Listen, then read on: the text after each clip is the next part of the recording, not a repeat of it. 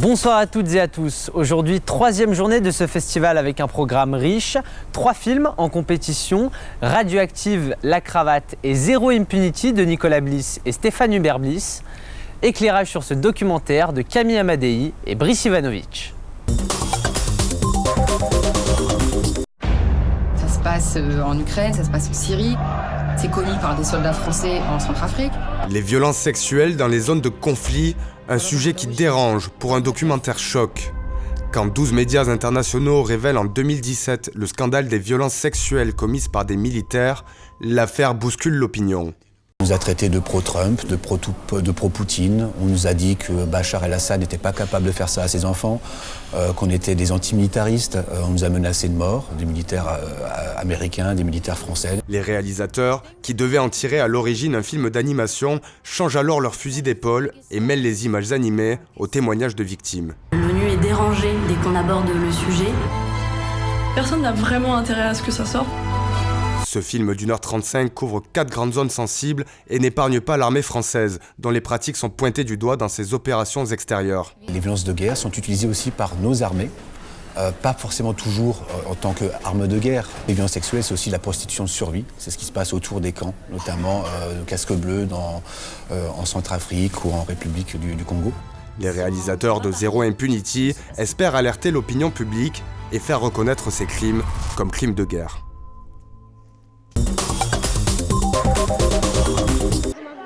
« 450 collégiens ont assisté aujourd'hui à la dernière projection du jury jeune. Une dizaine d'entre eux choisiront leur préféré parmi les 3 films en compétition. Pour les guider, l'acteur Ralph Amoussou. La délibération s'annonce animée.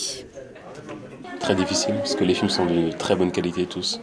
Du coup, c'est un peu compliqué. Mais c'est bien. On va débattre, du coup. C'est très intéressant. Annonce du palmarès samedi prochain. Anne Sebel a travaillé avec les plus grands, Woody Allen, Clint Eastwood ou encore Steven Spielberg.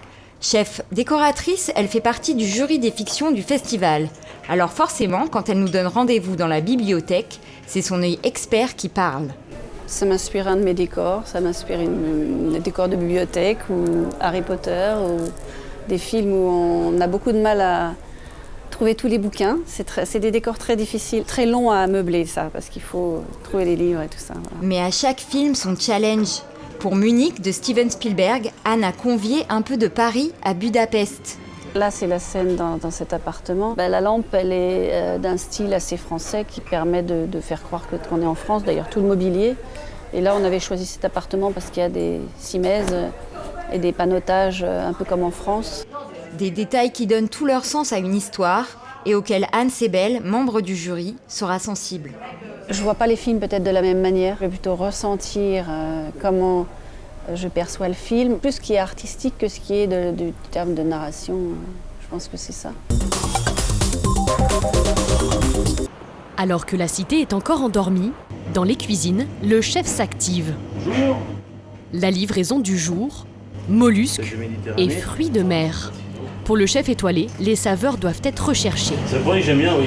C'est un produit qui est très sucré, ce qui est étonnant, et iodé en même temps. Donc c'est quelque chose qui rapporte beaucoup de goût à un plat. Le mieux, c'est que c'est bon. Et pour le vérifier, test obligé. Côté cuisine, les 9 membres de la brigade sont au fourneau et il y a de quoi faire pendant le festival.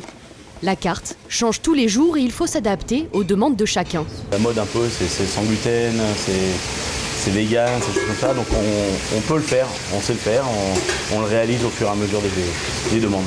À midi passé, c'est le coup de feu. Entre 50 et 80 assiettes doivent être dressées. Remets les mousselines, 10 mousselines. Oui. 10 mousselines et un bœuf. Les premières entrées sont prêtes. En salle, les festivaliers n'ont plus qu'à déguster. Demain, direction Narbonne, les invités et les équipes du festival iront à la rencontre des lycéens. Bonne projection à tous.